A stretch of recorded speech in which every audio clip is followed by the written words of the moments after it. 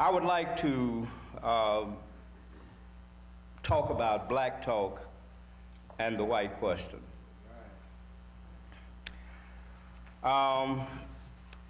This focus is on the intergenerational dialogue among Africans in the United States about the condition of protracted oppression, or as we say in Chicago, the mess that we have been in and are still in, that mess. I want to talk about how we have talked about that mess. Look at it from a kind of historical perspective. And that's very important today because we have coming on the scene now a new crop of Afro-American, as they call themselves, and continental African intellectuals who are now challenging our victorious march toward the restoration of African civilization as the necessary foundation for our African future. And we need to address this rising tide of anti-Africanism among so-called Afro-Americans because they are some people who have a lot of resources at their disposal. They have the whole European intellectual establishment behind them. They have a lot of cash behind them. They have access to the New York Times, the Washington Post, and all of the publishing houses and all of the TV stations, and so we have to deal with them as they try to communicate to people. They are also trying to fabricate an intellectual history that never existed and are trying to initiate an African future that can never come into existence, and hopefully, God forbid, that it should come into existence. They are hailed by their European patrons and mentors as preeminent in fields of African and African American philosophy and literature. So let us deal with a context under which we can deal with them. The intergenerational dialogue or debate or argument started a long time ago. And it started, I guess, with the first African reaction to the beginning of the system of oppression, and it has continued down to the present day. And what I would like to do is call that dialogue, that intergenerational dialogue, that is at least 2 centuries old, but more than likely much older, I would like to call that just simply black talk. I first heard it, ran into it when I was a boy, sitting in the barber shop. Back in those days down south, when you went to the barber shop, if you were a boy, you had to wait until all the men got their haircuts, even those that came in after you. So every time another man came in, that meant you went further down the line before you get a haircut. So sometimes I stayed in there all day. And I would listen to the old men as they came in, and they would talk that talk. They would argue with each other. But they were also educated. Now, I didn't realize the full significance of it then, but that was my introduction to that debate and that dialogue as African men getting their hair cut discussed the mess that we're in and suggested ways that we perhaps could get out of it. The most recent enactment of it that was available to most of us was on what's the black television network? BET television a few weeks ago when the Congressional Black Caucus had a panel that included Jesse Jackson and some others versus Louis Farrakhan. And Farrakhan, whatever you think about him one way or another in terms of some of the things he does, he did remind them about that African dialogue and that debate that has been going on among us. And he sort of took the opportunity to give them a little education about what Africans ought to be thinking about and talking about in relationship to the mess we're in. But, you know, one of the problems with this debate that we've confronted, one of the obstacles to really getting into the debate and trying to continue the debate on our terms is what I would call the white question. Every time we start this debate, it seems as though the white question comes up. And we saw it in the Farrakhan issue over the last few months. First of all, the Africans in this country were trying to organize a tribute to Martin Luther King Jr. And the white question came up because some whites came up and said, hey, you're not going to let Farrakhan in that march, are you? And then after the Congressional Black Caucus panel, some more white people came up and said, hey, we don't know whether we can support you if you continue to talk like that with Farrakhan. In other words, the white question continues to come up. That question is just simply, you know, we see it in many forms. It's a very complex question in some ways, and in some ways it's very simple. It's a question of what do we do in our movement as we try to address and get out of this mess. What do we do with or about whites? How do we relate to them? That's the question. It comes up, and every time we start working on something, that question comes up, and we spend a lot of time dealing with that question.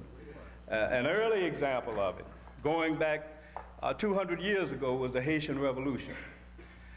As the brothers and sisters were trying to get themselves together to overthrow that slave system on that island, the question came up time and again. And for 14 years, they struggled with that white question. And every time, it seems as though they were retarded in the prosecution of that revolution because they had to stop and argue and fuss and fume about the white question, whether to form alliances with the whites, whether to negotiate with the whites, whether if we win and when we win, whether we're going to unite with the whites, whether we're going to assimilate with the whites, how much white culture are we going to accept, and some of them said, well, let's separate, and then that starts a new debate. And so that question is here. A current example of the white question and what it is doing and how it is retarding the progress in that direction is in Azania, that is South Africa. You know, if the Africans could put that question behind them, that South Africa would be liberated just like that. But every time the liberation seems to be at hand, they get bogged down in how we're going to relate to the whites. What's the role of the whites going to be, and so forth and so on. I'm not saying that we have all of the answers, but I just want you to be aware that that is a problem in terms of our dialogue and our debate, and we have to, consider that as we rework our tradition and look at it and then take stock of where we are now in terms of trying to figure out a way to get out of this mess. So what I'd like to do in the next few minutes is to first of all sketch out the framework of black talk, then secondly put the white question in just a little historical perspective, and then to look at the early position of Africans versus this protracted condition of oppression, and then to look at the 19th century debates, which will be the sort of main focus of my remarks, and then finally to turn to these new Afro-American intellectuals and sort of call the roll on them and talk about where we got to go. I hope we have enough time to get through that. All right. But this isn't anything new. This is a work in progress, and as I talk through it, you'll see how old it is. But right now, we started with that moment when our elder, our distinguished elder, my mentor, John Henry Clark, who spoke here last night so eloquently, responded to Skip Gates. You know, Skip Gates wrote this article after the intellectual representatives of some of the Jewish organizations decided it was time to put some of the spokesmen for the African-centered movement into their places. They called upon their gun, Skip Gates, to chastise us, and he wrote this article in the New York Times with the Star of David to sort of indicate how important it was. Fortunately, our elder showed us what to do. John Henry Clark responded to him, and that begins the tradition that we are going to follow here. We have some youngsters who are getting into this. Kamathi back there. Kamathi is here? Yes, sir. All right. I've been talking with that young brother, these young soldiers about this, and we're bringing them into this project. They've already started dealing with that problem. So we know we're going to win because we have all the generations mobilized, all the way from John Clark to Greg Carr. That's going to be an awesome army. And the Kemetic Institute also has decided to devote some attention to that project, and we are now in the process of studying this problem. First of all, let me just talk about the framework for Black Talk. In 1962, E. Franklin Frazier wrote an essay. That was the year that E. Franklin Frazier died. He wrote an essay called The Failure of the Negro Intellectual. In that same year, just incidentally, a brother from Nigeria by the name of Isian Udon wrote a book called Black Nationalism. And in that book, which was about the Nation of Islam, in that book he had an introductory chapter called The Negro Dilemma. And he pointed out that one of the problems that black people in the United States faced was the abandonment by many of the 20th century intellectuals of that tradition of nationalism. Well, in a way, E. Franklin Frazier was addressing the same problem, but he wasn't, I don't think, fully cognizant of what he was addressing. But in that essay, E. Franklin Frazier, who had just been exposed in the last few years of his life to the tide of Pan-Africanism that he ran into in several international conferences, finally started responding in a way that put him in touch with a tradition that he knew very little about. And what he said after assessing the situation was that the Negro intellectual was in bad shape. And let me just quote a few of his words. American Negro intellectuals, imbued with an integrationist point of view, were unconscious of the important question of the relation of culture and personality to human destiny.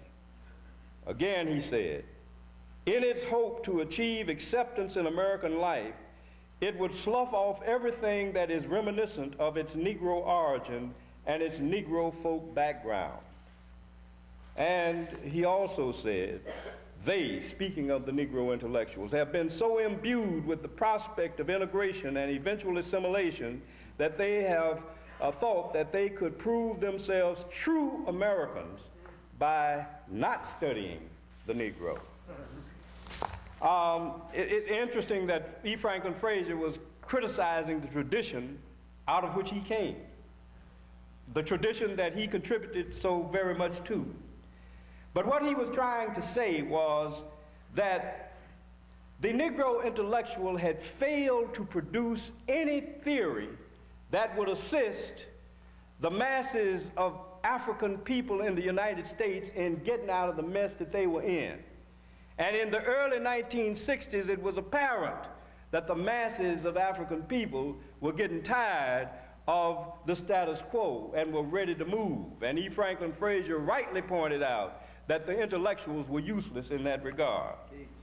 The problem that he had, of course, was that he could not get into the long history of the thinking Africans in relation to that problem, because he was so limited in his concept of intellectual that he only thought of those college-trained Negroes who had PhDs and who were teaching in colleges, and a few of the literati who had been able to publish books in the major publishing, with the major publishing firms. And therefore he ignored the 2 centuries old dialogue begun by the great pioneers of deep thought among Africans who have always laid out a foundation for us to follow.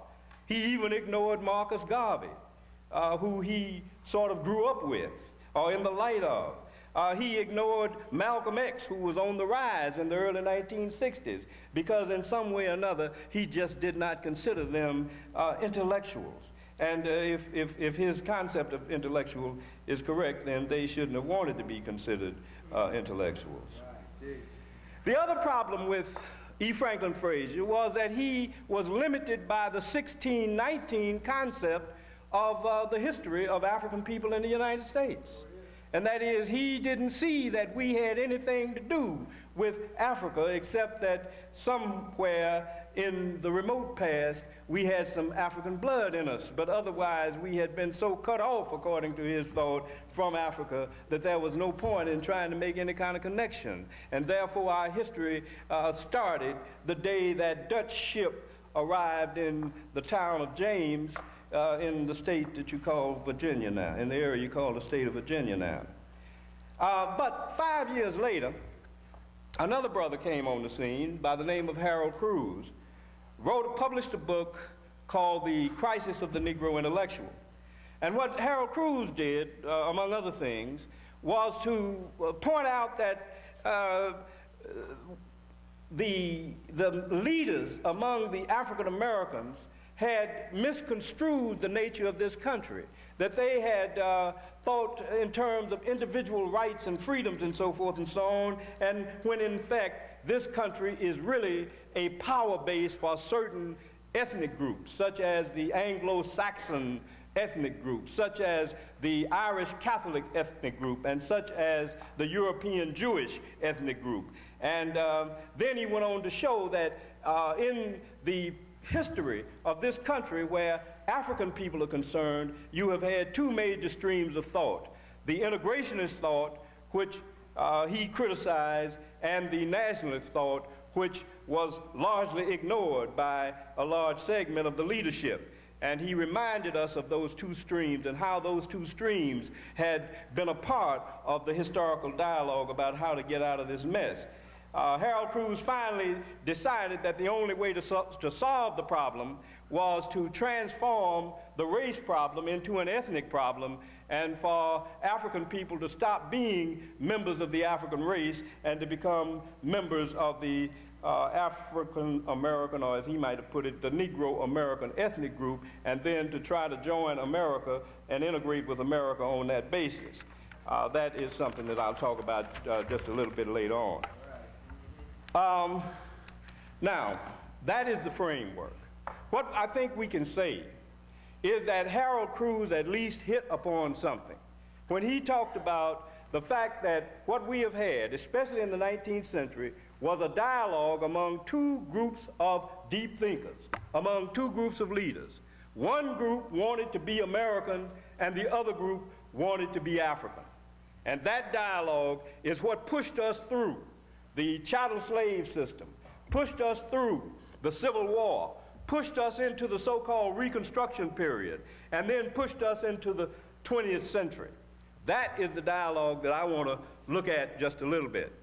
Before we get to that dialogue, let me just talk about what I believe are some significant responses before the 19th century dialogue began. That is, and here I'm going to sort of talk about something that Anderson Thompson teaches so well. Andy is a good teacher. He taught me practically everything I know. So I'm going to let him take the weight for some of this. But Andy raises the question when he grabs you and gets your attention. He raises the question, what do you think the first Africans had on their minds when they got off the ship and found themselves in this mess? You know, I mean, just think about it. I mean, did they think that they say, oh, I want to be American? Here they are, chains on, the whip snapping behind them. Think about that. That can kind of get us started, right?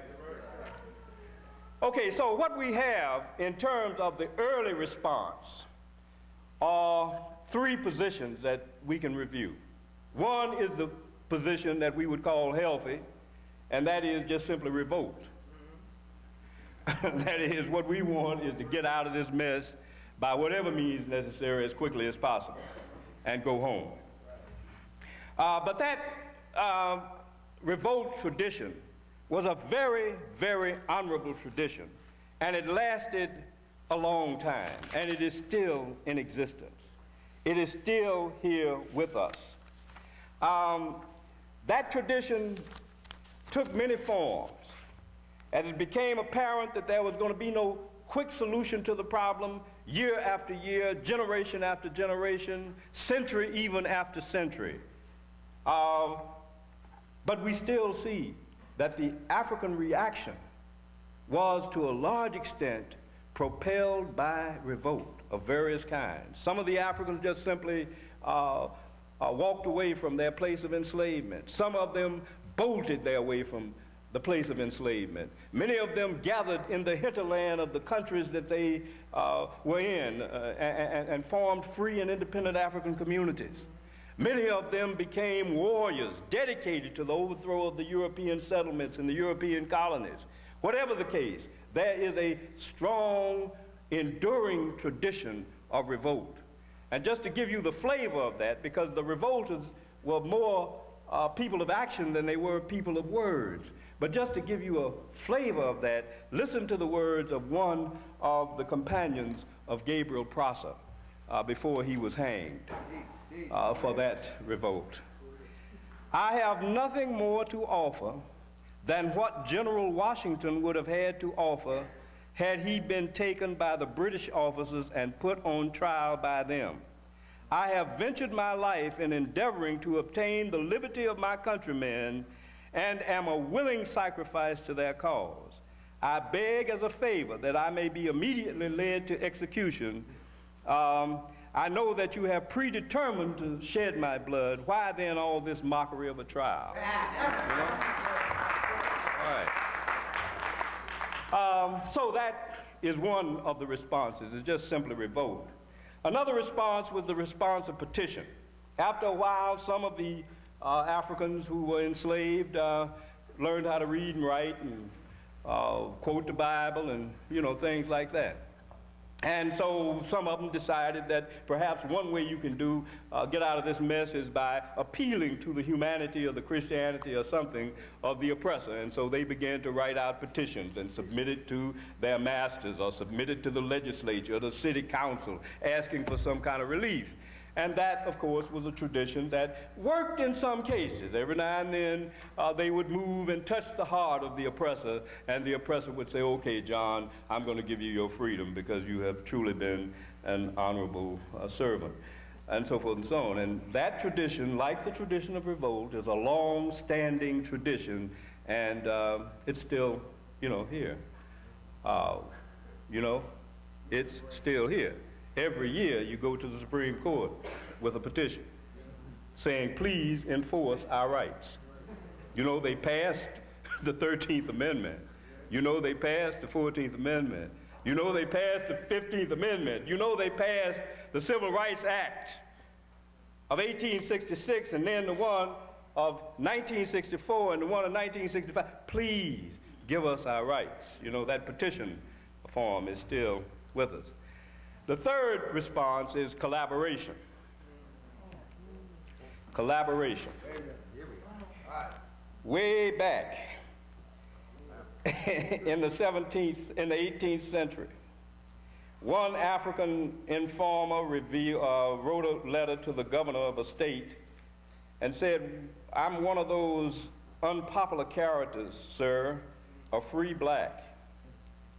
It's my love to a people among whom I have been all my life that I report this impending rebellion." Another one a few years later said, "White people, beware of your lives. There's a plan now forming and intend to put in execution if you do not look out. Many of you will be put to death. The scheme is to kill all, men, women, and children. Watch the conduct of your Negroes, and you will see an alteration. I am a great friend to some of the whites, and I wish to preserve their lives. I'm a favorite servant of my master and missus, and love them dearly." That's the system of the position of collaboration. And that's a long, enduring tradition. And we have collaborators around us today. You get the picture. You get the picture. Those were the responses before the Haitian Revolution. Those were the basic modes of response. And to sort of wrap this part of the discussion up, let's go to what happened when the settlers in this country decided to break away from their colonial boss, Great Britain.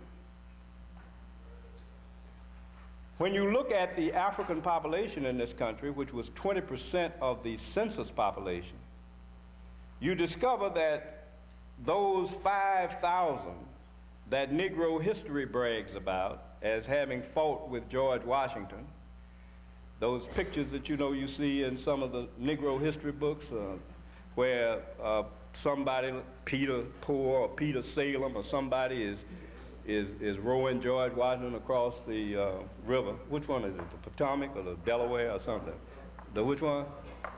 It was the Potomac River, yeah. He's rowing them across, and then another one is holding George Washington's horse. Those 5,000, and then, of course, not to forget Christopher Adams. But of those Africans that were able and did make a choice, we know this, that only 5,000 chose to stand with George Washington, and at least 15,000 chose to fight with the British. And the reason they chose to fight with the British is because the British said, we're going to get y'all out of this mess.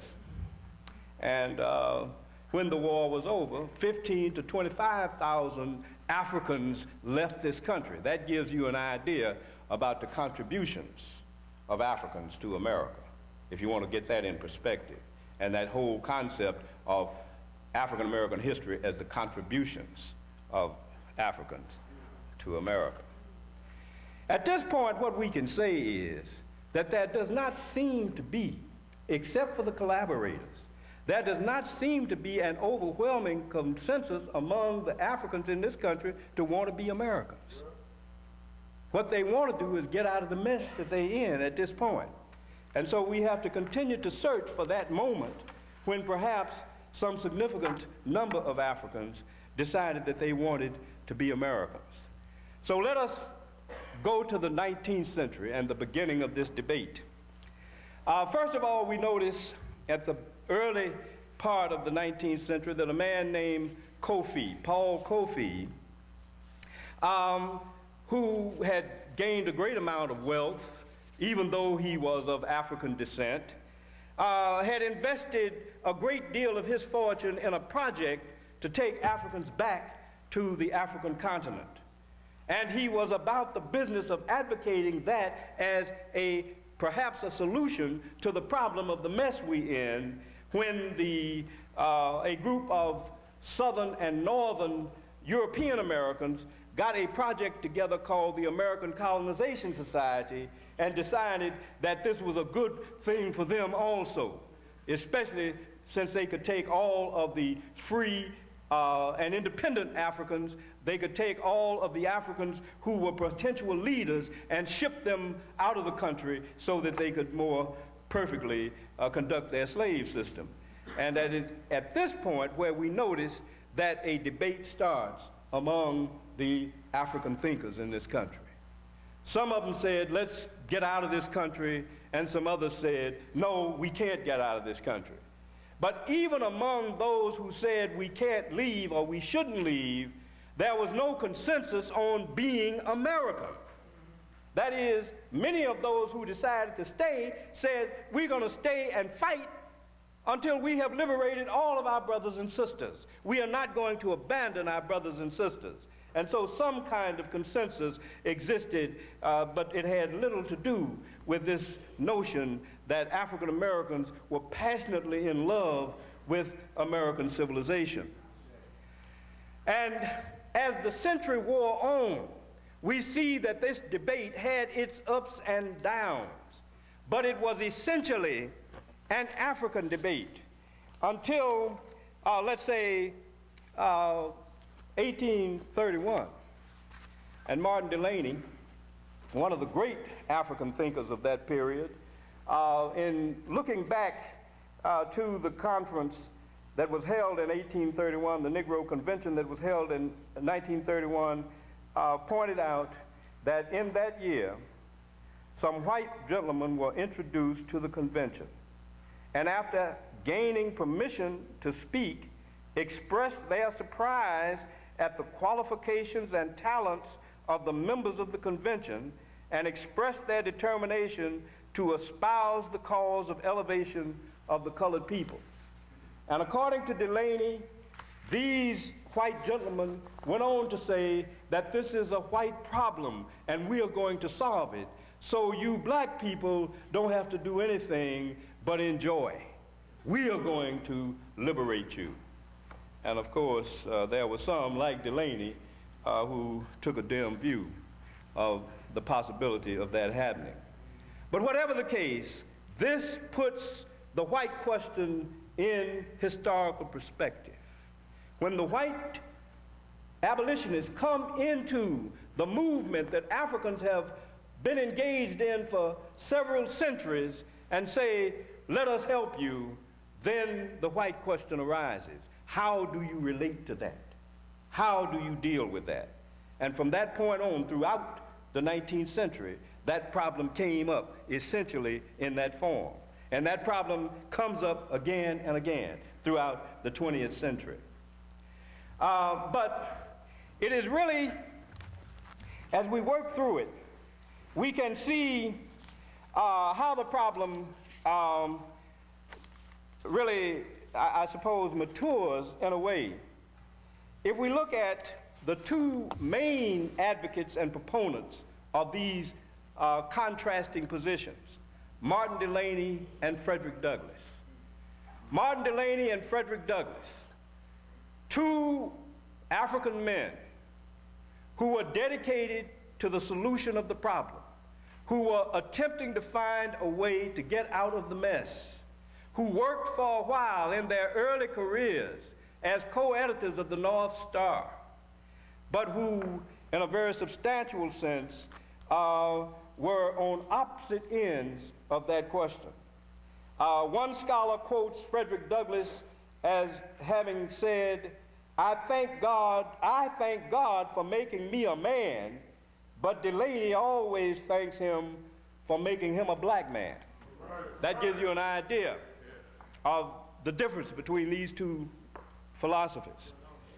But in 1852, Martin Delany sort of laid it out. And let me just read a few of his words. Every people should be the originators of their own designs, the projector of their own schemes, and the creators of the events that lead to their destiny, the consummation of their desires. Situated as we are in the United States, Many and almost insurmountable obstacles present themselves. We are 4.5 million in numbers, free and bond, 600,000 free and 3.5 million bond. We have native hearts and virtues, just as all other nations, which in their pristine purity are noble, potent, and worthy of example. We are a nation within a nation, but we have been, by our oppressors, despoiled of our purity and corrupted in our native characteristics, so that we have inherited their vices, but few of their virtues, leaving us in character really a broken people. But being distinguished by complexion, we are still singled out, although having merged in the habits and customs of our oppressors as a distinct nation of people. That is Martin R. Delaney and his description of the condition of Africans in the United States in 1852. And the question that I would raise is, how different is that description from a true description of 1993? Think about that. Think about it. Martin Delaney said, since we are a nation within a nation, whether we want to be or not, that is, it doesn't matter, even though you say, well, I don't want to be a nation within a nation. The question, that's something that you don't have any power over. You are a nation within a nation. The nation that you are within assigns you to that category. And Martin Delaney just simply suggested that since you are a nation within a nation, you ought to take advantage of that and build your nation so that it will be the best nation in the world, and so that it will be a nation that can take the destiny of your people out of the hands of the oppressor and go on to a stage of victory. That was what Martin Delaney had in mind. Frederick Douglass, on the other hand, while he was brave and committed in a substantial sense, I do not deny that Frederick Douglass was sincere. I think he was sincere. But his way of thinking, in some way or another, focused on a fantasy. And that fantasy, I'll leave that up to your imagination. That fantasy led him to seek a solution that just simply did not fit with reality. He said, among other things, I feel that the black man in this land has as much right to stay in their land as the white man. And that, you can't argue with that. In the same year that pilgrims were landing, slaves were landing on the James River in Virginia. We feel on this score that we have as much right here as any other class of people. Some of our number have fought and bled for this country, and we only ask to be treated as well as those who have fought against it. We are lovers of this country. This is the crucial point. We are lovers of this country. For my part, I mean, for one, to stay in this country. I've made up my mind to live among you. And that is where we get the desire to be an American. And that is the essential dynamic of this debate that we've been talking about. Those who want to be free Africans and those who want to be Americans. That is with us. And what we have to do is to look at that debate in historical honesty and try to make some decisions about where we're going to be in relationship to it. Which is the path to take to get out of the mess that we're in? We have a long history to guide us. That is, this problem didn't just start in 1960. You know, it didn't just start with the March on Washington. This problem has been here for centuries. As Amar puts it, for 2,000 seasons, this problem has been here. We have example after example after example of where the problem is. And therefore, we don't come into this situation as babes in the woods or as virgins. We come with a great heritage with a great tradition and with a great amount of debate behind us, and therefore we ought to look at where we are. Let me, before we move on to try to wind this down, let me call a partial roll on these two streams. First of all, the nationalist.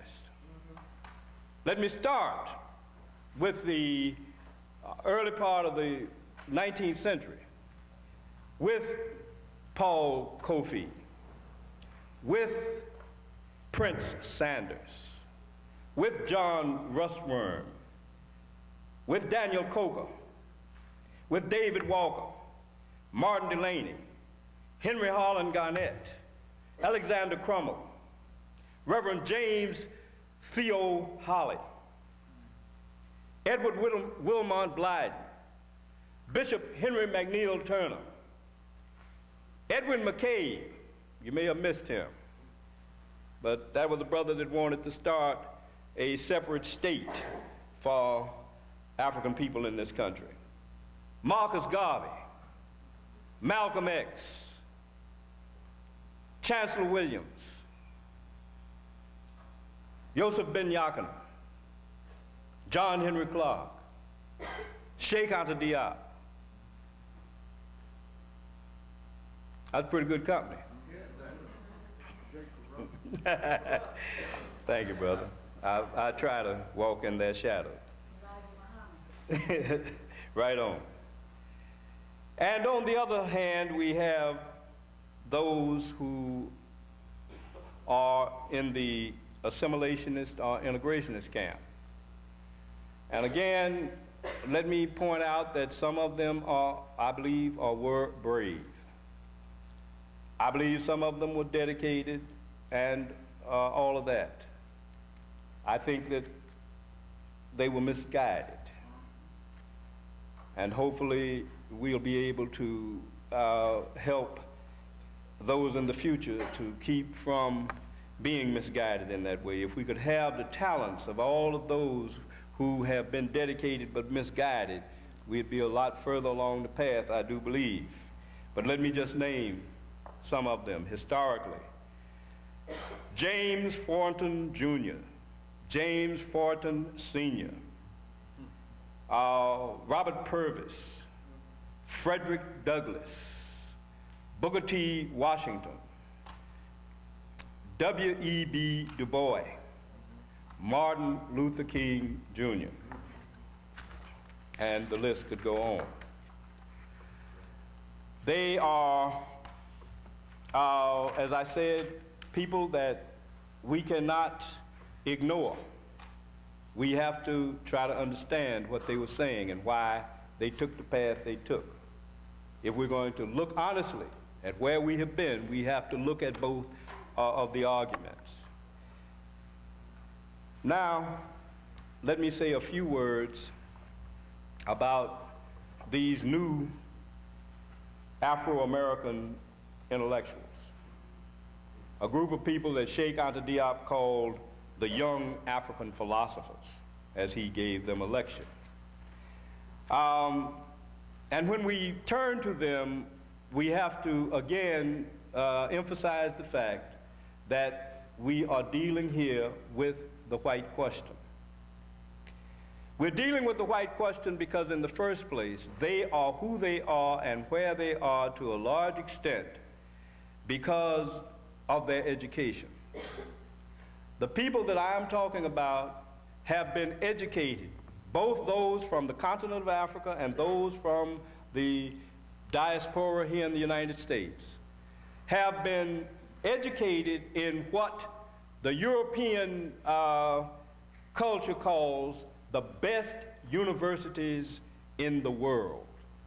They have been educated in the best universities of France and Britain and Germany and the United States, Harvard and places like that, and Oxford and Cambridge and the Sorbonne and the more exclusive universities in France. They've been well educated. according to the prevailing standards.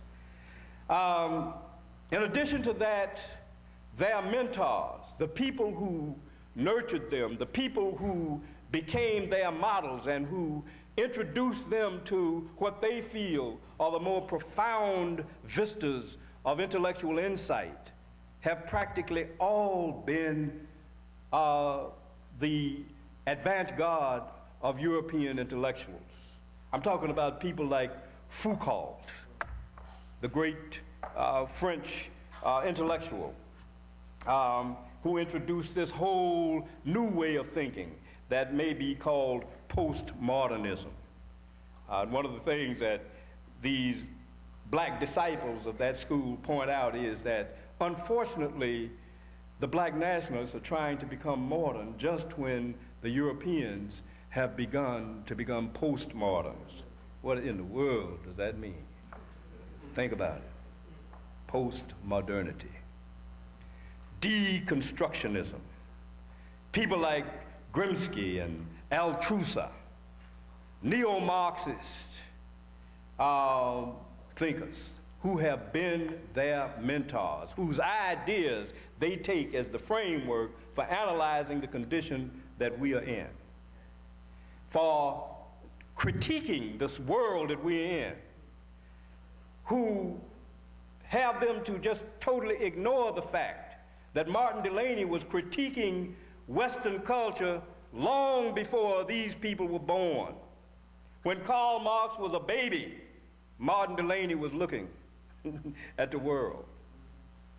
Africans saw deep into the nature of European societies and European thought a long time before these so-called geniuses came on the scene. But those are their mentors.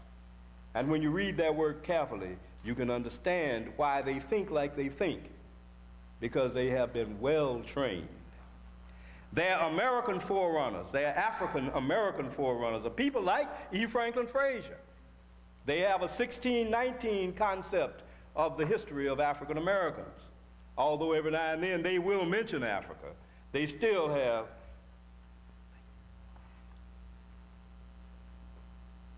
a 1619 concept that we are, and many of them put it this way.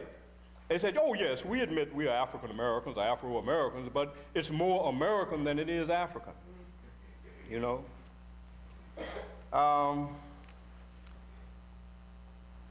The question is, what culture do we have? Shall we accept the culture of our oppressors? The question is not that we have been raped. We go along with that, yeah, we got raped. The question is, though, what do you do after the rape? That is, do you fall in love with the rapist and marry him and teach the children to love him and adore him and honor him? Do you succumb to the rapist after he's raped you? Think about it. Think about it. Well, they're American forerunners. They're African-American forerunners. Frazier, Richard Wright, and I'm calling this role, and I understand, I've thought about this, and I've been rather reluctant to deal with this, but let me just go ahead and call this role. E. Franklin Frazier, Richard Wright, James Baldwin, Martin Kilson, Frank Snowden, and even Harold Cruz himself. I'll deal with it, if you ask me some questions. But this is the path of assimilation, the path of integration. The concept at its best is a concept of ethnic pluralism. Let us join the American Society of Ethnic Pluralism, forgetting that when the pluralists were arguing against people like C. Wright Mill and Ferdinand Lundberg, they were never able to make their case of pluralism even with the ethnic, that is the European groups. And how then is it possible to even think of African people being a part of a pluralistic structure of American society? So that is the framework out of which these young people come. They are bright, well-trained, they write well, and they have a lot of time to write. They don't have to do the things we have to do. They don't have to teach 4 classes a semester. They don't have to counsel students 24 hours a day. They don't have to deal with all of the headaches that the peons in college teaching have to deal with. They have secretaries, graduate assistants, and so they write. They don't have to try to figure out how to raise money to publish their works. They don't have to figure out how to get an overloaded black press to publish their works. All they have to do is write it. In fact, their mentor, their European bosses tell them what to write and give them a schedule and say, I want that by December the 1st, and whatever you have then, we'll take it. And suddenly it appears. They can publish 3 books a year. So they are out there. Call the roll. Call the roll. We're talking about, among the African Americans, the Afro-Americans, as many of them call themselves, Henry Louis Gates, Cornel West, Manning Marble, Michael Dyson, Bell Hooks. I'll stop with that. Among the Africans,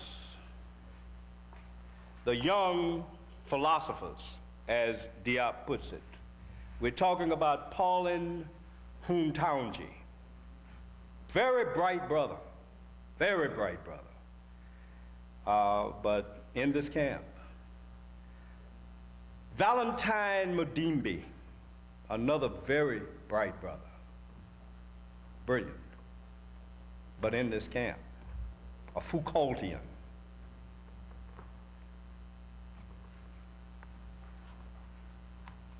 We're talking about the brother that calls himself, oh, no. We're talking about Anthony Appiah, In My Father's House, who perhaps should have subtitled his work, But in My Mother's Lap.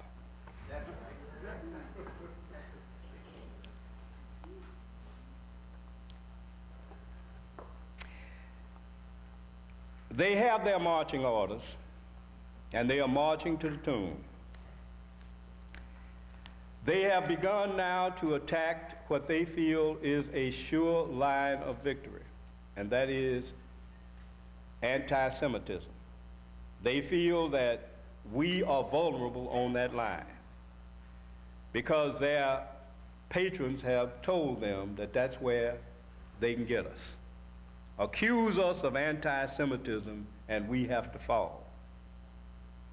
And so they accuse us of anti-Semitism. Every time we mention the fact that various ethnic groups have been involved in our condition, even though we admit that among the various groups that are responsible for our condition are some African groups, they still say, but you pointed to the Jews. And so that is where they are trying to attack us, is on that line. They call us narrow black racist. And I don't know what that is. I don't know whether to accept that or not. I mean, I could accept it depending on what they mean. I don't know. They don't define it too well. What I have been against most of my conscious life is white supremacy. And I've stopped using the term white racism. I've stopped using the term racism except when I'm quoting somebody else, because I don't really know what it means, because when you start talking about it, as long as While racism means white supremacy, I understand it. But when it starts meaning something else, I don't understand what it means. But, so I don't know. But anyway, that is what they're saying, that we are narrow, black, racist. And they, of course, prove their loyalty to their controllers nowadays by doing the ritual that all true, preeminent Afro-American intellectuals must do, and that is to attack Louis Farrakhan and Leonard Jeffries. They have to do that. Every one of them down the line, and you can call the roll, they attack Leonard Jeffries and Louis Farrakhan. And thus, I guess, guarantee solidarity with their masters. But anyway, we have to deal with these people. They are out there, they are in the universities, they're at Harvard, they're at Princeton, they're at Duke. They are in the most prestigious places where we continue to send our children. They are making the circuit. They go around and they lecture and get exorbitant fees for their words, and so we must respond to them. We don't have the press that they have, but we must respond to them because we are engaged in an intellectual war. And while to a large extent we have been focusing on the external war with the European intellectuals, let us understand that the real war is the Civil War. Yes, the Civil War, the war that we are fighting among the African intellectuals. That is the war, and that is the war that will determine whether we will win or lose. If we don't win that war, then we're not going to win. If we win the war, as Andy says, for the African mind, then victory is ours. Nothing can stop us if we capture the African mind. And on the other hand, if we don't get the African mind, I don't care how many Europeans we convince, we just simply are not going to win. Let me end my prayer that my ancestor Bookman Dutty taught us. I've been ending most of my talks with that prayer here lately because it's so appropriate. Haiti is so much in the news today, and so many of us know so little about Haiti, and we so misunderstand what is going on in Haiti right now and have no understanding of the connection between what's going on now in Haiti and what happened in Haiti 200 years ago. But the wisdom of Bookman in that prayer is the wisdom that I need to repeat again and again and again. And the closing words of that prayer: throw away the image of the white man's God, who has so often brought down your tears, and listen to liberty, which speaks in all our hearts. Yes,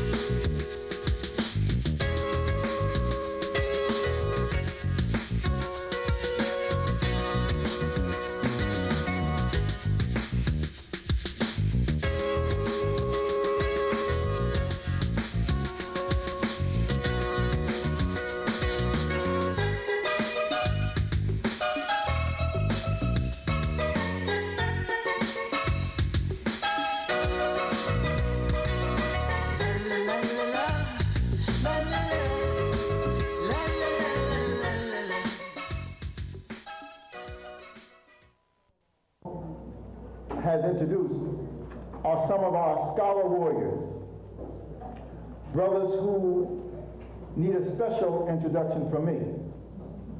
James Turner, I met through the TV.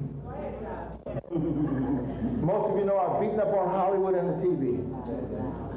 But about 1966 or thereabout, I saw 3 or 4 black brothers on the TV show beating up on one of the leading miseducators. What was his name, James? David Susskind. When I saw James Turner on David Susskind, I fell in love. I said, there's me. I wish I could be up there. You know how many times I wanted to go at David Susskind? And here was a brother who was doing it. A couple of years later, both of us were asked to go out to San Jose in May 1969 for a conference on the future of their Black Studies program. James had made a commitment to go to Cornell. And for 20 years, he established the most significant Black Studies program in the country, the Africana Studies and Research Center at Cornell University. It was not only a haven for scholars and scholar warriors, but those who were out in the vineyards fighting the enormous struggle of our people found a haven there, including brothers like Walter Rodney, who was rejected in his own home. He was rejected in other areas of the Caribbean, but he found a home in the African-centered mother of us, the Africana Studies Research Center. James developed the most complete program. That's right. It was a graduate program as well as an undergraduate program. It had a center. It had dormitories. It had counselors. Wow. And so we have to understand why he was able to do what he did, and he did it for 20 years, very quietly. And then they removed him because they came at us. In 1979, we began to look at the Nile Valley, not just look at Africa. We formed the African Heritage Studies Association in 1969. James went to Cornell, I went to San Jose. Then we came together around Dr. Clark in 1969 and we formed the African Heritage Studies Association just in time to give an intellectual light to the Black Studies movement. 1979, we started going to the Nile Valley. Many people were going. Dr. Ben had been going for 50 years. But there was another brother who had the light and the illumination coming out of Chicago, and he was taking his people to the Nile Valley. And he had formed the Kemetic Institute. And that brother was Jacob Carruthers. 1979. The First World Alliance began to organize around these scholars, Dr. Ben and Dr. Clark. And then we began to go to the Nile by the hundreds, from Chicago, from New York, from Atlanta. Dr. Asa Hilliard, Jake's cousin, was taking them from Atlanta. Do you see all of these coincidences coming together about this illumination of our power and our strength? And then we came together because Jake had hooked up with Dr. Malana Karenga. And we met in Los Angeles at the first Egyptian Studies Conference in 1984. And from that point, we organized ASCAC. Jake went back taking our mission when we met. He went back to lay the foundations for the organization. The organization was established in 1985 in Chicago. And then we came to New York for the second major conference. And we prepared the way to go to the Nile. And then Dr. Carruthers, as president of a national organization, led us to the Nile in a heroic, historic endeavor of almost 1,000 black people coming together and going to the Nile in 1987. We have now fully recorded these, fully documented these areas for you to understand. We hope that in the next few years to get out the videotapes, the written documents on this history. These brothers, including myself, these sisters, made history. We lived it, we studied it, we made it, we documented it. You need to understand that. But we have to have your support in order to write it up properly and document it, because if not, other people not looking like us will be doing the writing. One has written about City College, ridiculing me and our staff and the students here. We, of course, are countering that by writing our own history. But James and Jake, we've got to form a think tank, Sister Nzinga, to get the history of these 25 years, which we've been blessed to have. Like no other black people, we have laid a foundation intellectually and spiritually. It needs to be recorded for posterity. I am glad to be a part of the brotherhood and sistership of African consciousness that these two brothers represent. Let's give them a proper round of applause.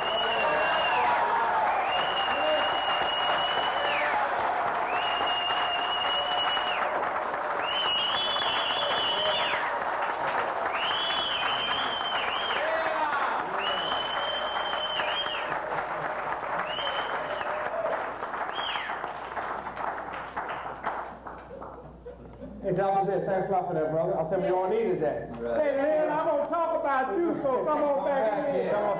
That's right. Go. That's right. Our sister brothers now also in that same spirit of what Sister Farah had did in terms of taking the spirit of oneself and putting it forth. Okay, Brother Turner has been that kind of brother. The brother has always spoken in the community in different places. But I recall several years ago that the brother seen a sister being attacked, and it wasn't something that was just distant from him. The brother interceded, and the brother hurt his leg, and for a year or so, the brother was really kind of limping around. And so that's the kind of spirit we have to have, that when you see something that's it's not correct, you know, you can say one thing and talk and close your eyes. And when you put your own life in that situation there for another sister, that needs to be applauded and celebrated. Yeah. Brother James.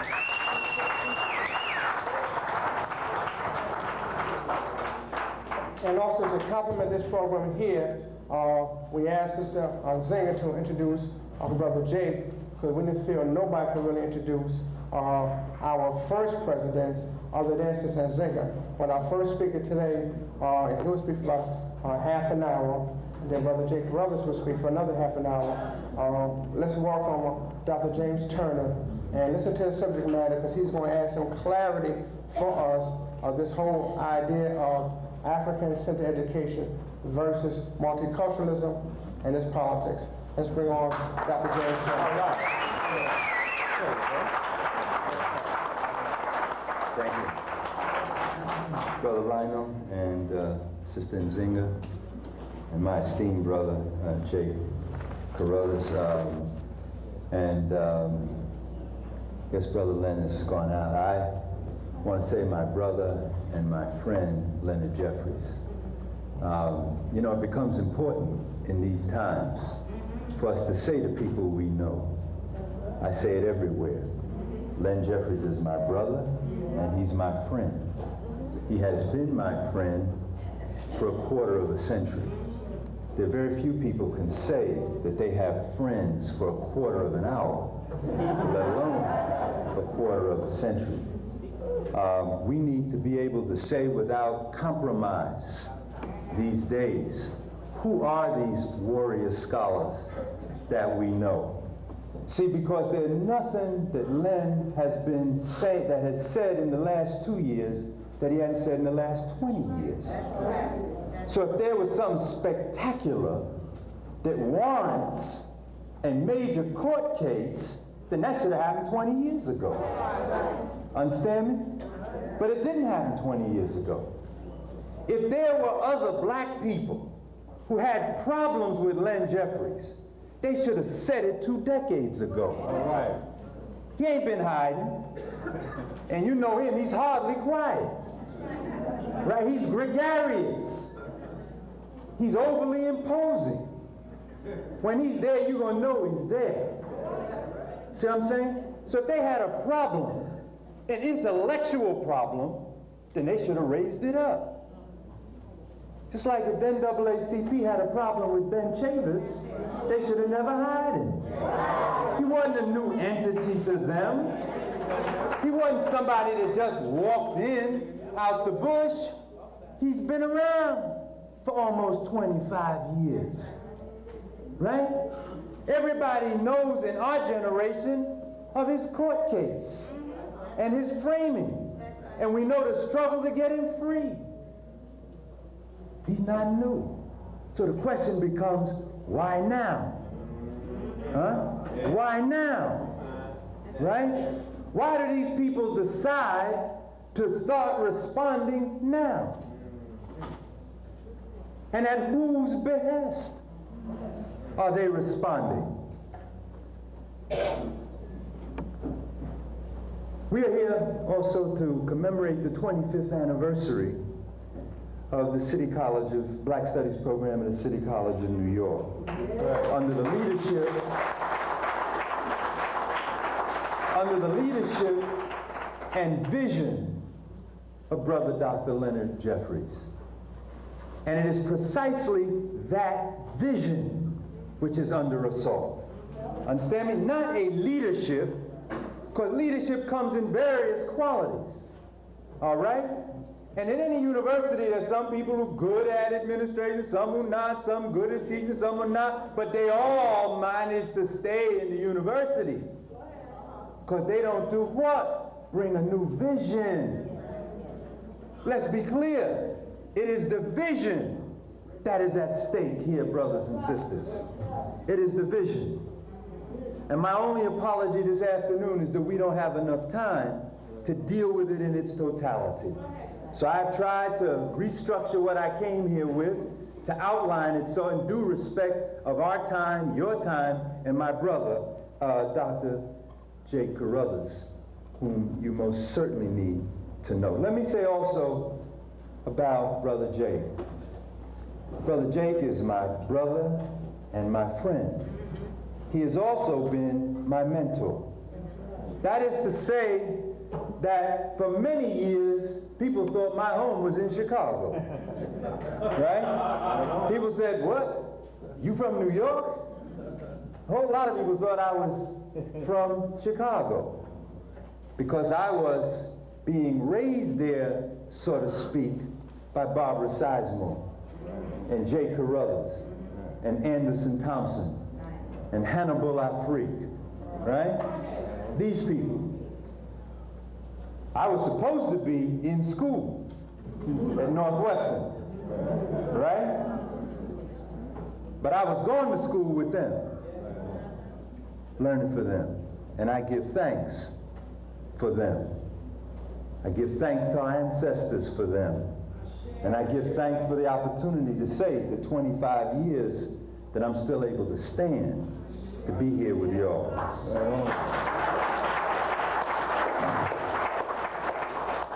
I give thanks to my dearest ancestor, the memory of my mother, without whom I wouldn't be here at all. I say that because that is important for us as a people. It is more important now than ever for us to proclaim who we are, to honor those who have brought us where we are, to be humble in the face of those that we respect, and to try to personify a value by which we live. It is so important. Because the problem is that our people suffer from both lack of vision and value. And against the increasing devastation of material conditions, they seek only to survive. And that's a porpoising of vision, a poverty of vision and values. So I am pleased to be here with you. We have come from being Negroes to Africans in 25 years. Think about that. 25 years ago, many of us wouldn't have wanted to sit here, let alone got up on this dreary day and come here.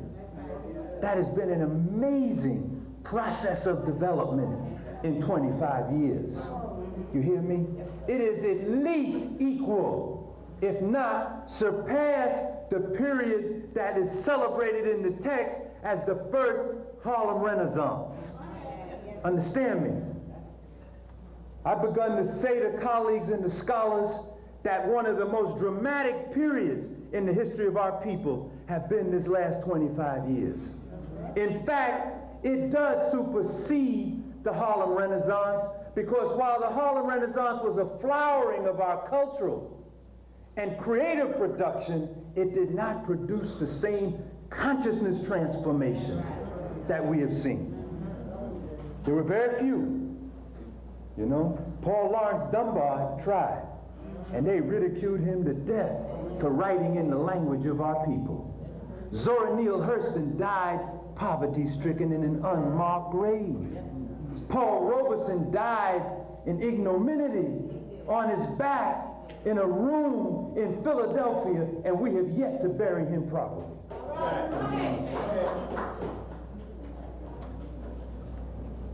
It has been an extraordinary 25 years. I can't make that point. And we need to stand behind that tradition.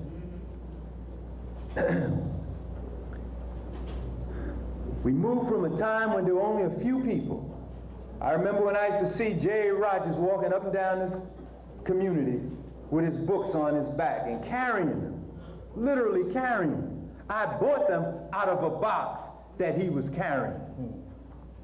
Nature knows no color line, from Superman to man, world's greatest men of color, Africa's gift to America. It was then that we used to read the Pittsburgh Courier. That's how he had a market. Today, we don't read the Pittsburgh Courier. We hardly read the City Sun, or the Chicago Defender, or the Amsterdam. If we read it supplementary to the Daily News, to the New York Times, to the New York Post, and some of us only read them, and the Washington Post. Understand me. If you do a paper in the university or college, you can footnote the New York Times, but you can't footnote the Amsterdam News. Why? You can do a graduate thesis, a PhD thesis, and you can footnote the New York Times, the Washington Post, and the Los Angeles Times, but you can't footnote Jet. Or Black Scholar, or the Journal of Black Studies, or the Western Journal of Black Studies. Huh? Why? Why? Because they're not significant in our life? No. I learned that Sister Ella had been overcome by diabetes and had lost both her legs, not in the New York Times, but in jail. Huh? I learned that the police just shot down another 14-year-old African, not in the New York Times, but in Amsterdam. Huh? So why? Can you footnote one for information and not the other? It has to do with the politics of knowledge and the politics of reference. Because at the basis of any system of knowledge is reference. Yes, sir. And referees. Right? Who is it that you reference? And who is legitimate to be a referee? Can you footnote Brother Dr. Jake Carruthers? You can't first footnote something you don't know. Or someone you don't know. Right? That's the first thing. You can't think about something that you don't know. People say, well, I just don't know it. Not to know it is not just simply not to know it. It means you ain't have the capacity to think about it. And if you don't have the capacity to think about it, you can't even begin to appreciate it. Right? Can't even begin. It doesn't even enter into the world of the things that you look at. So your vision is affected. Right? And there's so many young brothers and sisters up to these colleges and universities, and they say, I don't need to know about that. I ain't coming here. I'm going to Organization of American History. I'm going to the Association of Sociologists meet. I'm going to the National, Anthropology meet. Right? I don't even need to be here. Right? But we understand that. Because they're on somebody else's agenda. But the interest is spread and it's broadened in spite of these things. You understand that? I want us to understand ourselves. In spite of all those things, we have what? Kept on coming on. Strong Africans who have kept on coming on in the face of it all. We need to celebrate ourselves. We need to know ourselves these last 25 years. And it's not hard. It's not easy to continue to stand. Because one of the most difficult things is to be abnormative. Look at all the sisters that used to wear natural 25 years ago. And it's done what? Disappeared. Yes, why? Because it's hard to be abnormative. It is hard not to see what you are reflected back at you. Because we are all fundamentally social beings. We see ourselves through the mirror of others. We don't know ourselves unto ourselves by ourselves. You put somebody in a closet, they become autistic, right? And their human capacities begin to what? Deteriorate. We know each other through others. It's difficult to be abnormative. The more we strive for upward mobility, the more strange becomes the terrain. The less it becomes like us. And the fewer and more far between are those who reflect back what we are concerned with. That's a difficulty. It's a major sociological transformation affecting us Africans. You get out of school and go to work in a corporation in those places where we used to couldn't work so that you can make a decent living, you find yourself strange.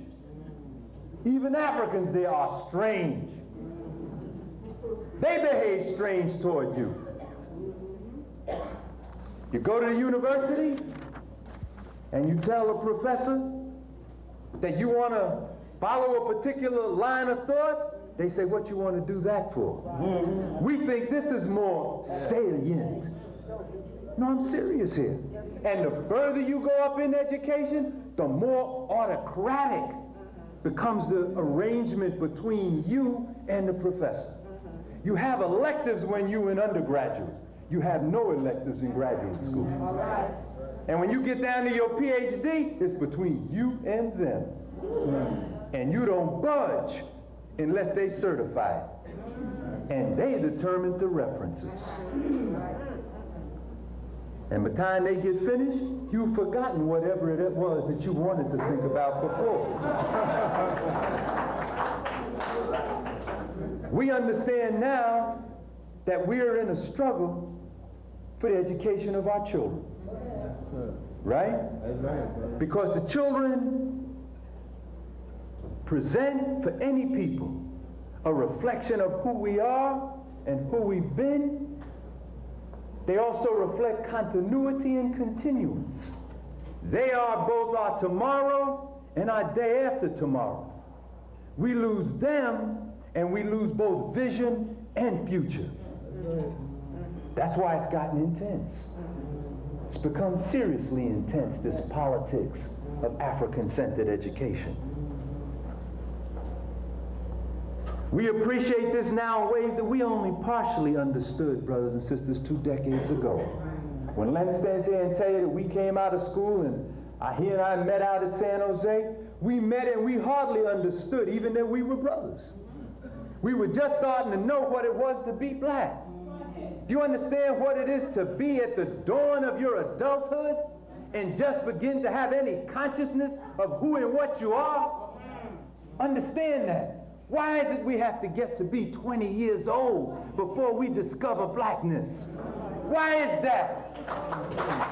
That's the most strange phenomenon. We get to be 20 years old before we begin to dawn any notion of who we are. But that, you know, is very risky. Because 1 out of 4 of us don't live beyond 17. The way it's going now. And then another 25% of us wind up where? In the joint, where they put all the lights out on you. The crime bill ain't about stopping crime. It's about punishment. And if we had more vision in the Congress, we would have had more stamina. There'd have been some of those brothers who would have said, if you're not going to pass the racial justice clause, there ain't going to be no bill. Not with us. We're going to walk on it. And they stood there and what? Back up off of it. Back up off it and got taken down. Knowing very well that all those new clauses for capital punishment was aimed at who? Why? Why? Because these people are arguing that we're the largest threat to Western civilization. We're the largest threat in their midst. We're not only a physical threat, we're an intellectual threat. Understand it? And they are doing everything they can to propagate that notion. I heard a woman say the other day on TV, and it astounded me. She said, not only y'all are afraid of young black men, we black people are afraid of young black men. I like to fell back, you know? I like to fell back, right? But she was telling the truth. She is afraid. Most of us are afraid, right? Because we know that some of those brothers have had their vision absolutely knocked out, right? Why? Because the movement that we've been trying to bring to redeem and to rescue our people have been denied to them. Some of y'all saw 60 Minutes last week. They were promoting it all late. They said, you remember Black Power? Remember how they kept saying that? Have you remembered Black Power? Well, do you know the Black Congressional Caucus? I said, now look at that. Talk about reference. How they took Black Power and referenced it right up into the Black Congressional Caucus. But some they remembered that we didn't remember. They said, remember Black Power? And they had what? The big black fist hanging out up there. Right? Spoke to everybody. I said, I'm going to see this segment. And the white folks wanted to see too. They wanted to see what happened to Black Power. The editor who decided to put that promo on knew exactly what she was doing. Said, remember when they was about Black Power? Do we all remember when they was about Black Power? And you remember how troublesome that was to us? Are they still about that? Come on and watch us on 60 Minutes. Didn't they? Huh? And then they had what? An African with an African name. Boy, we used to think then, if we had African with an African name, that we had something. But he had the African name and they had him.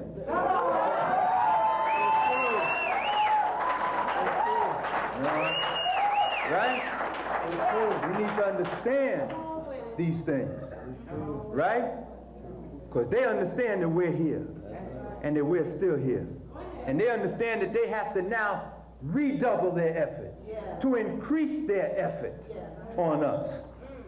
A few weeks ago, in the USA Today, 4 blacks divided where they stand. Huh? Linda Chavez. Divided where they stand, she argues. Right?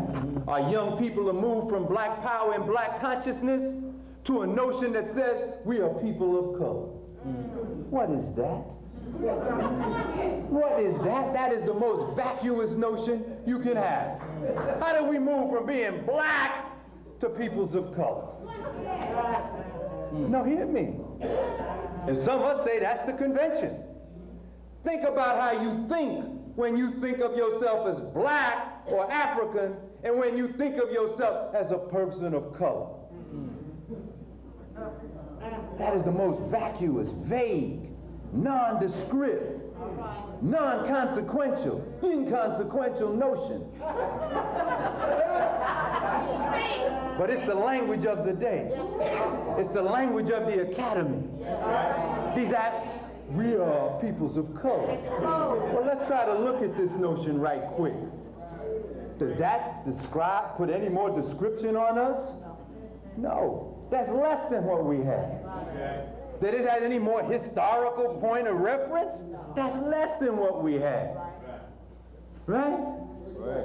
Everybody has color the last time I looked, even white people. So what does that mean? Everybody has color, more or less. But that don't give you meaning. That doesn't give you definition. That doesn't point you in any direction in terms of self-identity. But it also confuses as another level. It also says that everybody who has some color also represents the same agenda. Right? That all peoples of color have the same agenda. Is that so? Go down and ask those people who are Cubans in Florida if they have the same agenda as we. Huh? Go to South Central LA, ask all those people who have just come from South Korea if they have the same agenda as we. Huh? No, I ain't trying to be mean or cruel to anybody, but we need to be clear. Because our young kids get up today talking about peoples of color. You know? It is an attempt to render every move we made a step backwards rather than one forward. By seizing what? The power of definition. Right? Remember we used to go around and say, he who has the power to define has the power to determine what is? That's still true. Still true. We only understood partially, brothers and sisters, when we were saying that education is fundamentally political. Remember how we used to just get up and say that, Jay? That's right. We'd pound on the podium. We didn't quite know what that was. It was a formula. Sound partially right to us. It sound good. And the folk would get up and say, yeah. And we'd say it was political. And then we go on up in these schools and act like it's only about knowledge. It's only about curriculum. It's only about the accuracy of the scholarship. Huh? It is fundamentally political. It is political in ways that we are only now beginning to have some clarity about. Political responsibility is becoming more and more acute now in this generation than it has perhaps been before. Why? Because we are beginning to win. We are having success. It is important because we are here. It becomes imperative for our adversaries to have a political position that opposes us. They must have those who serve in their political interest. When we meet here today, they must have somebody to write in the Sunday supplement and education in the New York Times for them. Right? Because that's part of the political war. Skip Gates' article, see, some people say you shouldn't say name, because there's all these videos going out here, and it's likely to fall up upon them, and then they're going to say, well, see, James Turner ain't acting right. He ain't never been no real scholar, and he's not pristine in his behavior, because he don't just keep his discourse lodged in ideas. He starts to doing what? Making accusations. Well, if you don't think they do it to us, y'all sleeping. So you went out here and bought Cornel West's book, and he opens the thing up with an assault on Africans. The first chapter, even after he talks about what happens to him. Remember his argument? I'm driving down in my very luxurious car, he says, parenthetically, going down I-91, and the police stop me. And they say, we noticing you coming up and down. And he said, yeah, I'm a Princeton professor going to teach a course with William and Mary. They say, yeah, I'm Snooky's daddy. Let's go. Right? Then he said he's driving around at Princeton, and the police come up and arrest him for driving too slow. He said, oh. And then he comes to New York to go up to East Harlem to peer on a roof, to take a picture, to put on the cover of his book. Talk about deception now. Why you got to come to Harlem to get a cover on your book if your book is about what you say it is, but you live in Princeton? What's the deception for? Huh? But anyway, he says he decides he's going to park his car in Midtown. His wife going to go to his appointment, and he's going to get a cab. He stood out there for an hour trying to get a cab, and they left him. And you know what he said? I remember how alive and well is racism. I said, ain't that something? It took all that to convince somebody who's making a major discourse on race that racism was alive and well. And then he proceeds in the next breath to attack white supremacy, to assault the vicissitudes of vicious racism. He then takes up who? The Afrocentrists and the black nationalists, whom he said, I understand where they are, but they are wrong because they don't emphasize the community of man. Right? And then the next chapter, he falls down on our people talking about what? Nihilism among Africans. Big word, right? But means what? We pathological. We're backward. right? And some of us run out there and snapped it up, made it a bestseller, jetted him to where? To authority position. Understand what that means. And that's why he's everywhere on the airwaves, saying what it is, who we are, and what matters. Understand that? But we don't project our own. We don't put the same amount of money behind the intellectual and academic work of our own. That's right. We don't make those bestsellers. All right. That's politics of knowledge. We come here and we think it's a struggle to come out to buy a book. We shouldn't come, as hard as it is. And me and sister from Detroit was talking, I know how hard it is to come to this one, then have to go to another one 3 weeks from now.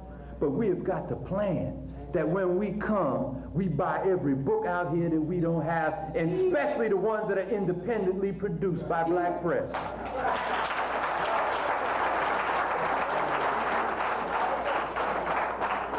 It is becoming imperative now to understand the politics of knowledge, because not only are we winning, we have forced every major American and European scholar to have to back up and defend themselves on the fabrication of African history, and most particularly Egypt. Most particularly Egypt. Up until recently, Egypt was the domain of a very narrow group. Yes, sir. They almost act as if they were up in a monastery. No one else knew what they were talking about, therefore they could not be challenged. But there's now who? Dr. J. Carruthers, who not only knows it but can read in the text, in the original text. And there's Dr. Brother Maulana Karinga, who can read in the original text, who can get on the phone and talk to Jake. We have to understand that personalities be damned. Understand it. They don't make that kind of mistake. They don't make that kind of mistake. That Gates and Cornell don't fall out with each other in public. They don't denounce each other's work nor personality in public. Understand it. They both going to Harvard. They going to blow Harvard up in personality conflict? I don't think so. They're going to continue to try to do what? Command the ground. Whenever you read, they are effusive in their praise of each other. Gates calls Cornel West the most extraordinary public intellectual of our time. He and Bell Hooks sit down and say, we are breaking bread together. We are the most established and astounding intellectual that black America has ever known. That's the kind of hyperbole they talk in with each other. They don't pick each other's bones to death. Now, I'm very clear. You can't come here today, 25 years later, and talk about the politics of knowledge in African-centered education if we do not deal with our internal contradictions. Then we need to stop saying brother and sister. It is now widely recognized issue among our people that our children are both miseducated and uneducated. We also know that the European has fabricated most of what he's told us and told himself and tried to tell everybody else. And we know also now that we need African-centered education if our children are to begin to have a chance to realize the potential of self-development in the human personality that is theirs and the culture to which they are here and heir. Some say y'all want education so you can feel good. They say you want education to be a handmaiding of what? Of self-identity. Education is in fact to maximize the full potential of every human who sits in a chair before a teacher. What is school if it isn't to enhance your human capacity? But I think we have not fully grasped the challenge that we have thrown out to the political order in this country. This has been a century. This has been a country that has never been fully a nation. It has been a state, but not fully a nation. All right? And it is that contradiction that makes them worry when there are challenges around education. Because they've sought to be a state when they're not a nation. That's why they have always opposed multicultural education. Because if they were a nation, they would have understood that this has always been a multinational, multiracial, multi-ethnic society. But they have sought to rule it as a one racial state. Right on. Yes, sir. And we have raised the challenge on this question. What is politics then in this regard? Politics refers to the polity, to the state and to government. It refers to the managing of people in order that you can establish a social order over which government can rule. Government is dominated by ruling elites and class of powerful and economic interests in the state. Politics then is the utilization of power to control people by getting them to do what you want them to do, to utilize some of them to do your bidding. This is done by making everyone accept the system, to accept the social order as is. How else can we have grown to adulthood and said one nation under God, indivisible, with liberty for all? Said that in our heart and our mind, knowing clearly it had never been indivisible, justice and liberty for all, and certainly not under anybody's God. This is done by making people accept the system of the social order.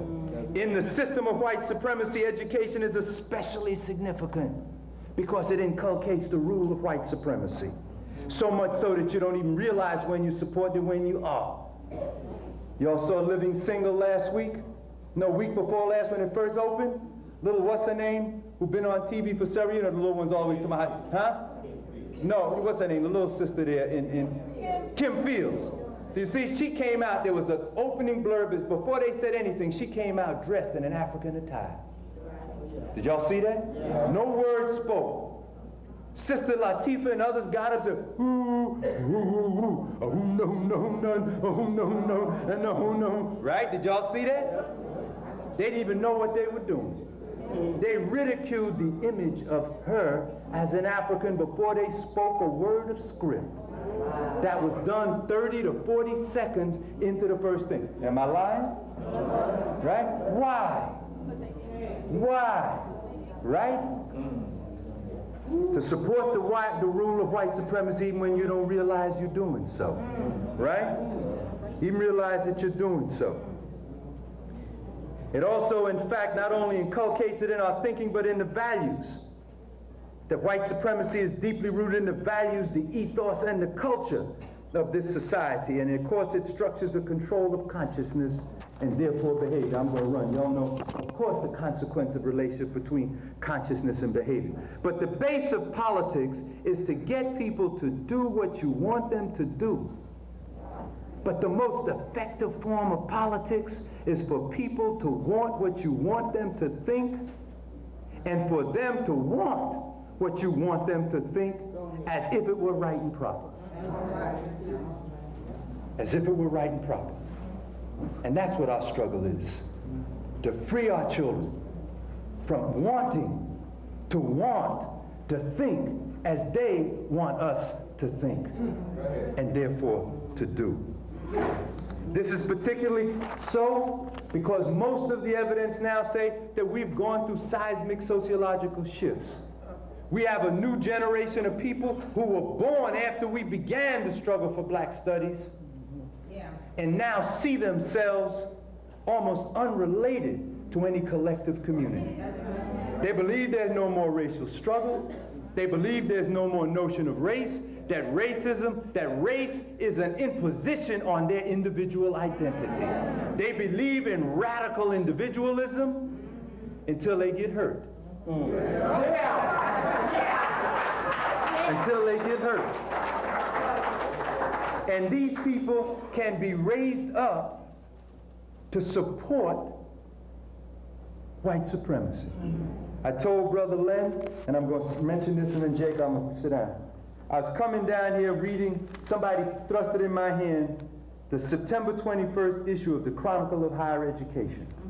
An issue in here is, should private institutions of higher education uphold the right of the First Amendment? That is the right of freedom of expression. Ain't that an interesting article, an interesting concept to be in what, the Chronicle of Higher Education? Should universities uphold the First Amendment right? And the argument was no. Who wrote it? A Mississippi cracker? Huh? A Louisiana racist? A New York liberal? An African American legal scholar by the name of Randall Kennedy. And the premise of his argument was Jeffries versus Hollister. Understand me? Hear what I'm trying to tell you? Huh? Clear. Randall Kennedy, it's in the Chronicle of Higher Education, September 21. He is the young African who went in there and took advantage of the position of Harvard that brother Derek Bell fought for, risked his own legal career for, so that he could go up in there at Harvard when Harvard wouldn't hire anybody else. He did it and took advantage, right? When Derek Bell not only risked his career, his wife was fatally ill with cancer, and he had to give up what? Medical insurance. That was the level of that brother's commitment in behalf of social justice for us. And this young brother jumped right up in there and took advantage with no sense of responsibility to us, but clearly politically responsible to them. We're going to say it. Understand? Because it's that time. It's that time. They'll come at us. They will see this tape somehow, and they will argue then that it's the need to vilify us. But we have got to stop backpedaling. We have got to start moving aggressively.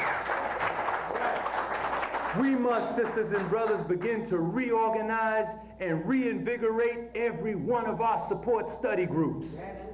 We must begin to start grabbing people into these study groups like we grab people in the church.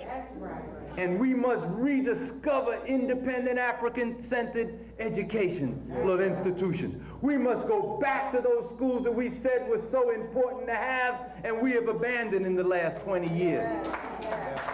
We must plan to support them in our tax-exempt giving. We must urge our people to send our young to those places, and we must begin to study how to reopen them within our communities. Because while we are winning the battle, I fear we are losing the war in the propaganda of ideas. We are sure we are right, but we are ignoring the broader propaganda war. We must begin to become agents of opinion in our own behalf. We must begin to write letters to opinion columns. Gates should not have been able to write that letter, that column on the page of the New York Times again and humiliate Dr. Clark like that without the New York Times being flooded with letters by us and flooded by our presence up in their chests because they went to get him for a very specific reason. I have never seen before or since that they have taken a non-staff editorial writer and given that writer full range on the editorial page. And then did what? Silhouetted it in, rather circumscribed it in the silhouette of the Star of David. Did you see that? And then they took it, and the New York Times gave copyright to that editorial in their paper, which they very seldom give copyright to my name, to the Anti-Defamation League. They have subsequently reproduced it, sent it around to the Amsterdam News, to the City Sun, to every other black newspaper, and forced them to publish it as a paid ad. And they now distribute it through the Hillel and Anti-Defamation League everywhere Tony Martin goes. But they understand the battle of ideas. So everywhere Tony Martin shows up, they show up. Do we show up that way? To those that malign us? No, we sit down and call them names. Oh, the person is backward, he's a former no-good Negro. And so that's not sufficient, brothers and sisters. That is not sufficient. That if we're going to be able to sustain who we are and where we are, we have to be prepared to fight politically.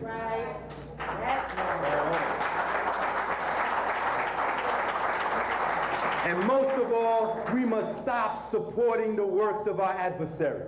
Stop this argument, I need to buy it in order to see what. Go to the library and Xerox it. Go to the library and Xerox it. Stop buying these things.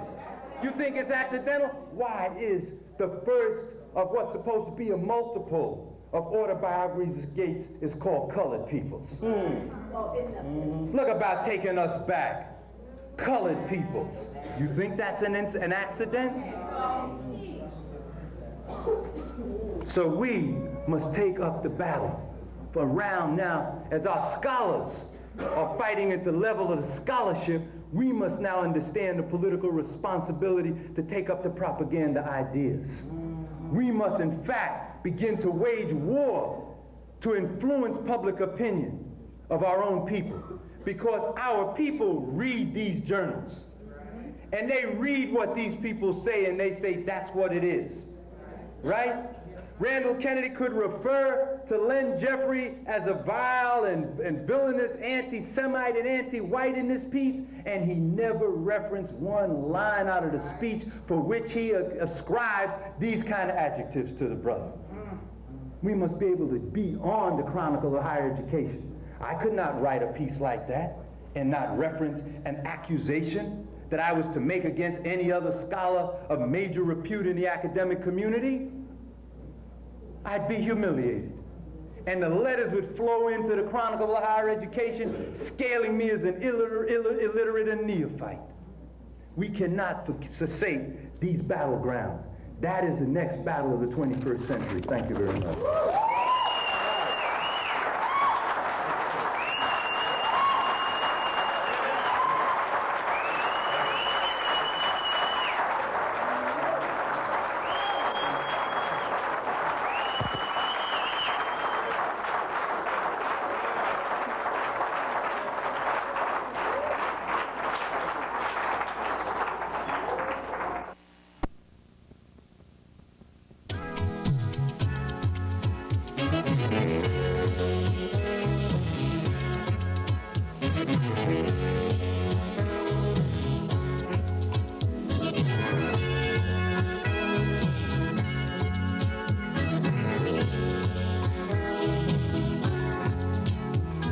dissatisfied.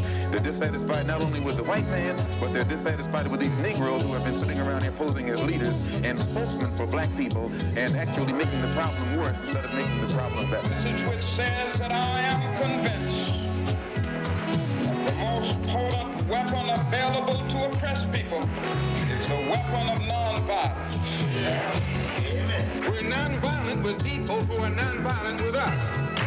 But we are not nonviolent with anyone who is violent with us. To be free, we will have to suffer for that freedom. We will have to sacrifice for it. And I'm not going to beg the white man for anything that I deserve. I'm going to take it. Take it.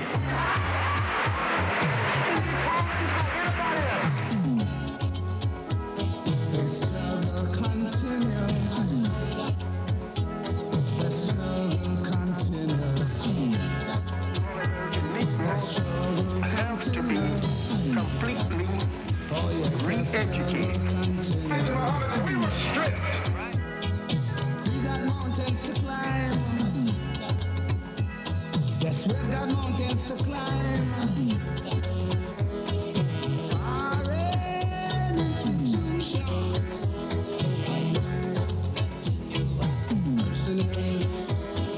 Mercenaries of our kind. Foreign institutions. Mercenaries of our kind. So we must be militant. Yes, we must be vigilant.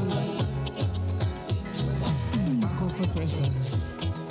Drive back oppressors. Our people have the obligation to liberate our country, to contribute for the liberation of Africa. The struggle has just begun. We must unite as one, because the struggle has just begun.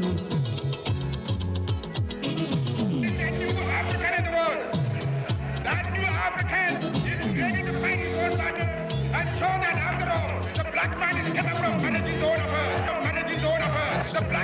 I said the struggle continues. We are battles to fight, but people must unite. Just remember, African Royal Guard.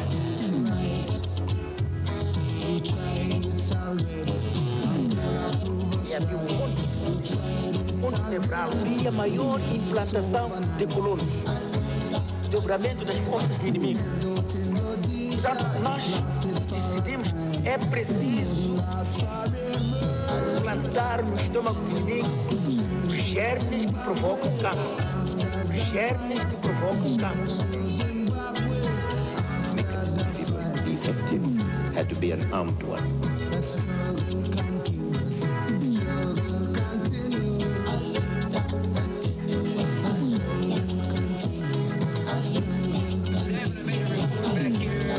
Sunday's paper that we were anti-white, that we hold no bones, this is a quote, hold no bones about being anti-white. This is a bold-faced lie. We don't hate nobody because of their color. We hate oppression. We hate murder of black people in our communities. We hate the gross unemployment that exists in our communities. We hate black men being taken off into the military service to be fighting for racist, decadent Americans promising us freedom.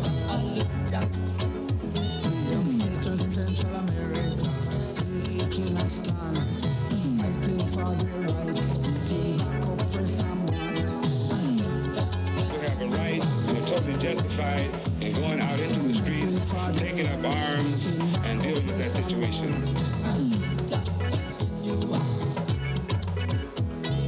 let us unite as one.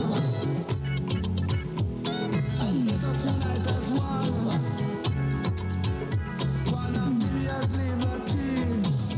Unite as one. To set South Africa free, yes, the struggle continues. I said the struggle continues.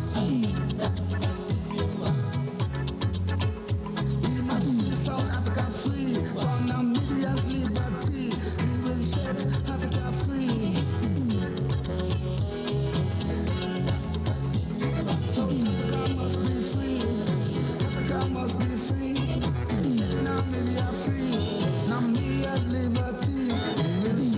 Africa free, the struggle continues. I said the struggle continues.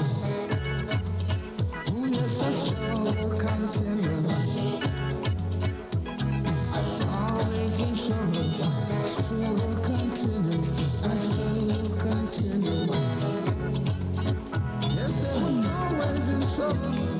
Struggle continues.